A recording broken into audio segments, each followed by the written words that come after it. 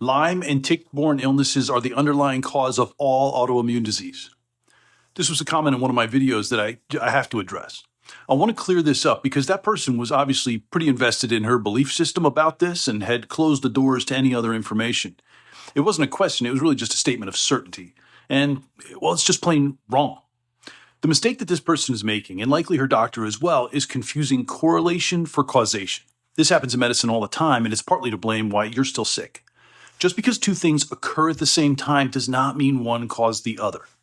But what is actually associated with both tick-borne illnesses and autoimmune disease is adrenal fatigue. It's the adrenal fatigue that makes us susceptible to both. Let me explain. When you have adrenal fatigue, your entire body's physiology is skewed out of balance. And this means your immune system is more susceptible to things in your internal and external environment. And here's how that works. Stress and adrenal fatigue suppress some parts and overactivate other parts of your immune system. An overactivated immune system from stress, which is well documented by the research, increases your immune system's production of antibodies. Antibodies are like little missiles in your immune system that it creates specifically for certain targets, hopefully bacteria, viruses, and other pathogens. Your immune system will make mistakes from time to time, creating an antibody to something harmless, actually. But these mistakes are kept in check by a balanced immune system. But with an overactive stress response, some of those mistakes will not be caught because those internal checks and balances are actually suppressed by stress.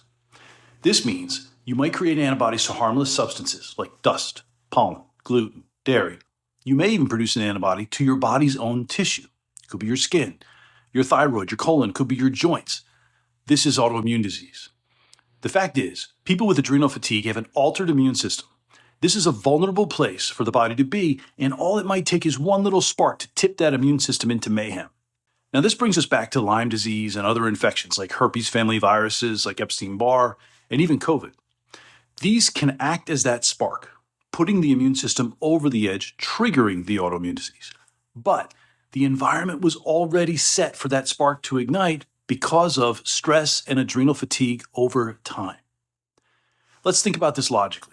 Not everybody who gets COVID gets an autoimmune disease.